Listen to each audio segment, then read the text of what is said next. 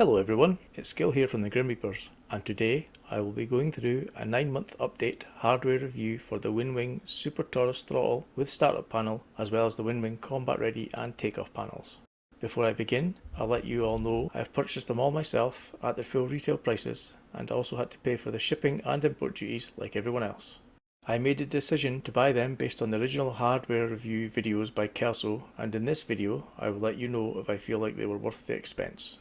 For your information, I will not be reviewing the Super Libre base in this video, as I have only recently got one and I do not think it would be honest or fair to provide a long-term user's opinion on it at this stage. I will produce a review for the base and stick together in the future. However, at this time, what I can say is that prior to getting the Super Libre base, I used the same F18 grip on the Orion base.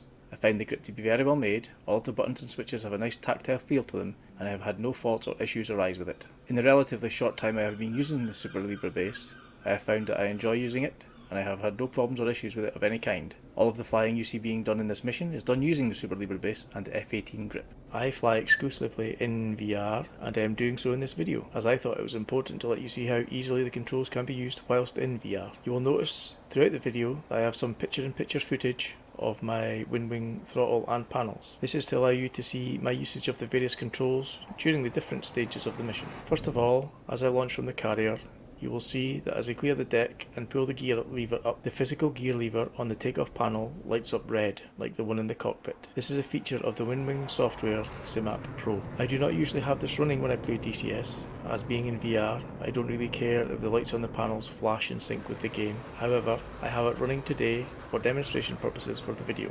This feature also allows other buttons, such as the selective jettison buttons, to illuminate in sync with the game. I am not going to point out every control action I make during the video, as you will be able to see them for yourselves, and you will get very bored of my miserable Scottish voice very quickly. So sit back, relax, and hopefully enjoy the video. I will chirp in various times during the video with my thoughts on the controls, and I'll provide a conclusion at the end.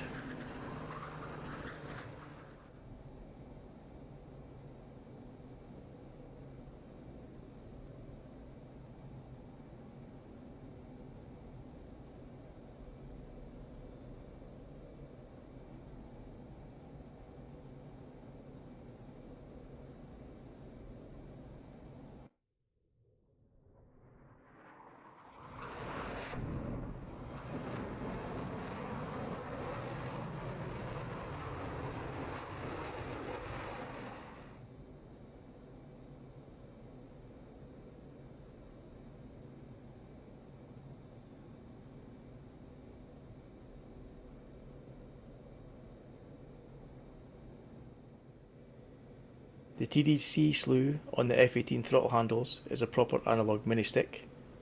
This makes it very precise, and I find it to be much better than that nipple thing found on the Thrustmaster Warthog that I used for many years.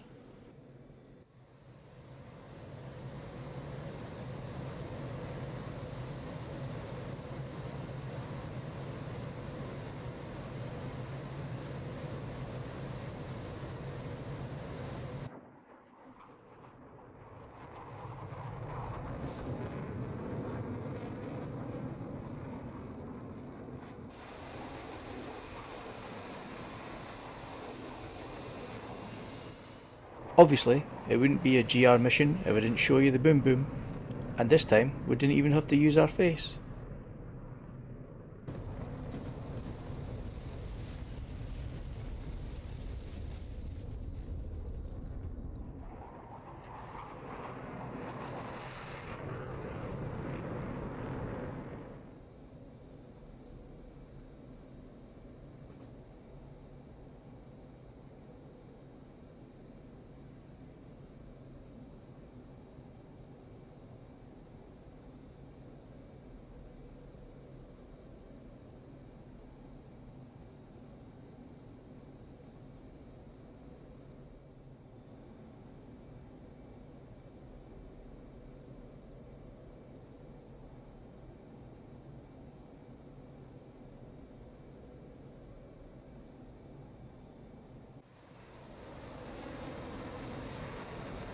The long range of travel provided by the throttle quadrant means that the throttle control can be extremely precise. I find that this makes formation flying and air-to-air refueling much easier than when using other throttles with a smaller range of motion. Also, another massive bonus of the Super Taurus throttle is the friction lever. You will see me several times during this mission adjusting the friction exerted on the throttle handles. For normal flying, I have it set so that there's enough friction so that the handles will just stay where I leave them. However, for air-to-air refueling and carrier traps, I like to reduce the throttle friction to zero, as I find that this makes the tiny throttle movements necessary for those actions a lot smoother.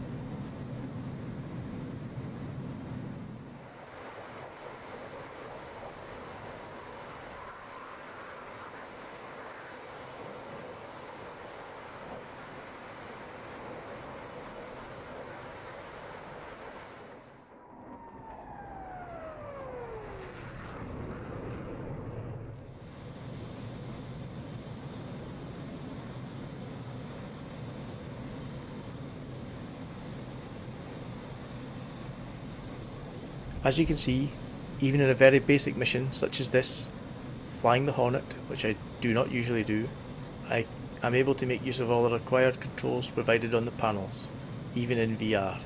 I also make use of the panels and the throttle in almost every other airframe I fly in DCS, and they work excellently with all of them.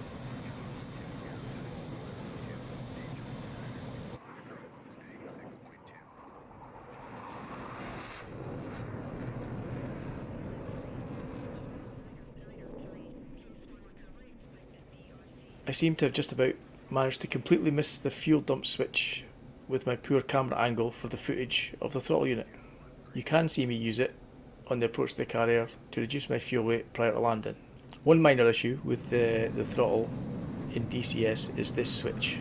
The fuel dump control for the Hornet in-game is a toggle, and at this time the control cannot be bound to sync with the position of the switch on the panel itself. Maybe if we ask the lovely folk at ED super nicely, they will change it.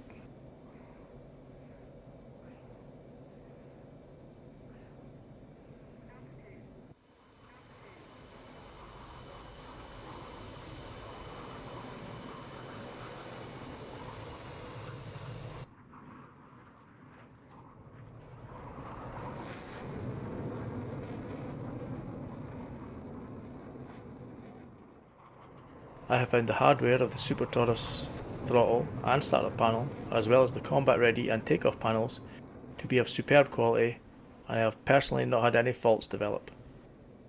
I am aware that Kelso had a fault on his right hand throttle handle, which had an intermittent upper 5-way switch. He reported that to Winwing and they sent him a replacement. Since then it has been working fine. It should also be noted that Winwing fired that switch supplier due to their unacceptable failure rate. I've asked Supercap about his experiences with these Super Taurus, and he's been delighted with his, without any faults. As I said, I cannot give a long-term user's opinion on the Super Libre base. However, I've asked both Supercap and Kelso about theirs, and both have told me that they find them to be of equally good quality as the Super Taurus Throttle. They have had no issues with them, and they like them. A lot.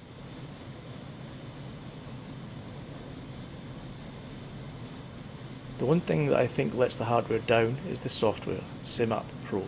As I said, I do not usually have it running when playing the game. However, I do use it from time to time to update firmware and control the panel lighting. I find the software to be prone to crashing, and sometimes during the firmware updates it has frozen, leaving me thinking that it has just bricked my hardware. Fortunately, a restart of the software and only having one Winwing item connected to the PC at a time seems to help with this issue. I've also heard third hand that having SimApp Pro running whilst playing DCS can cause a lower frame rate, although I have not experienced this, possibly as I do not usually have it running. Hopefully, at some point in the future, Winwing will be able to address the issue of the software and get that up to par with the hardware.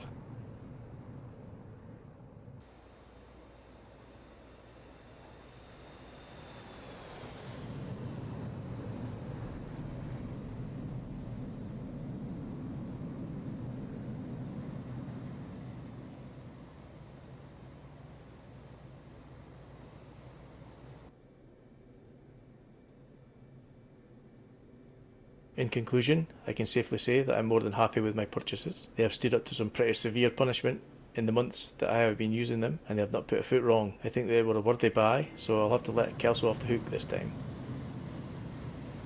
Well, this is Skill. Thank you all for taking the time to watch this review, and I hope you found it useful. I'll catch you later.